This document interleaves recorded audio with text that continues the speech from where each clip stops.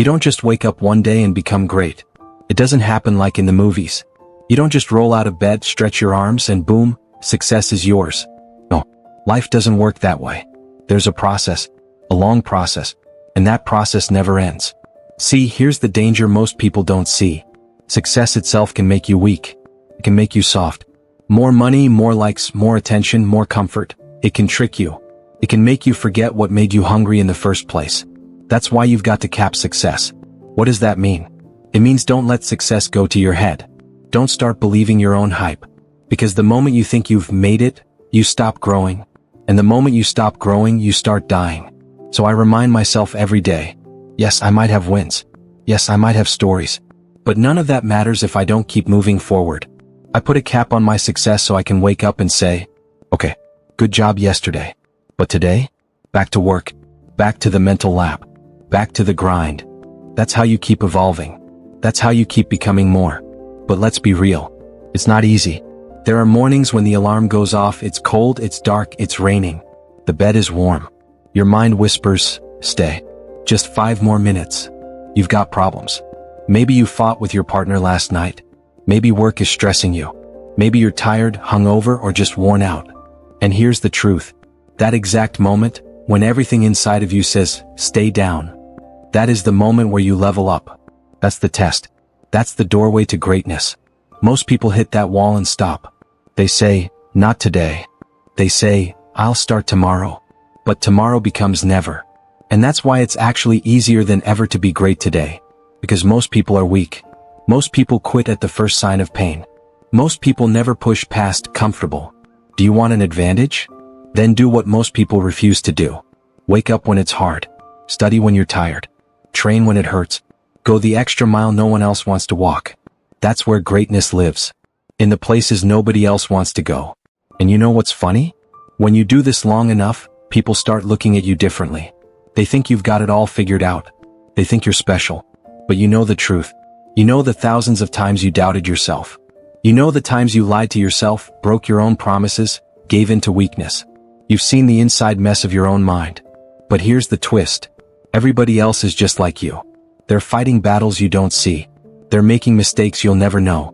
So stop thinking everyone else has it all together. They don't. And those people who try to tear you down? The bully at school, the boss at work, the stranger online who talks trash? Understand this. Happy, successful people don't spend their time attacking others. Only broken people do that. So instead of being angry at them, feel pity for them. Because they're fighting demons you don't see. And they hate you because you remind them of everything they could be but chose not to. That's your real power. You don't even have to argue with them. You just keep moving forward. You keep leveling up. And every time you rise, you force them to question themselves.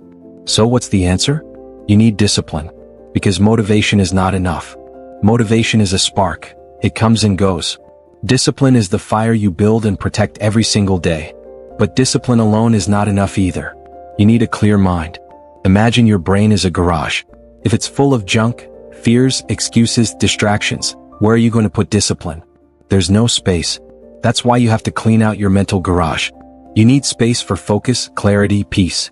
That's why I take time to breathe, to think, to organize my mind. Because if I don't control my brain will control me. When life hits you with real pain, death, heartbreak, failure, depression, you can't just Google a quick fix. You can't scroll your way out of suffering. It's you versus your own mind. And if you haven't trained your mind, you'll break. So I trained mine. I trained it by reading the same page over and over until I understood. By running when I didn't want to. By lifting when I was tired. By studying when I was bored. I gave myself no way out. And my mind finally said, okay, he's not stopping. We better adapt. That's when you grow. When you stop giving yourself a back door. Here's an example that inspires me. William Crawford. He won the Medal of Honor, the highest award in the military. You know what he did after? He became a janitor at the Air Force Academy. Imagine that. The most decorated soldier, cleaning classrooms, sweeping floors, picking up after kids who didn't even know who he was. That's humility. That's strength. Because he didn't need applause. He didn't need people to bow down to him. He just did his job. That's real greatness. So yes, stay hungry. Chase growth. But never lose humility. If success makes you arrogant, you've already failed. Stay humble while you rise. And remember, life will never stop being hard. The grind will never get easy. But you get stronger. You get harder. You get wiser. And that's the point. Because greatness isn't about trophies. It's not about followers. It's about knowing you gave everything. It's about finishing what you started. It's about going to war with yourself and coming out alive. So when the alarm goes off tomorrow and you don't feel like moving, remember this. Most people will stay in bed. Most people will quit. Most people will settle for average. But not you. Not anymore. You'll get up. You'll fight. You'll go the extra mile. And that's why you'll win. Stay hungry. Stay humble. Stay unstoppable. If this video gave you something to reflect on, like it, share it, and subscribe for more.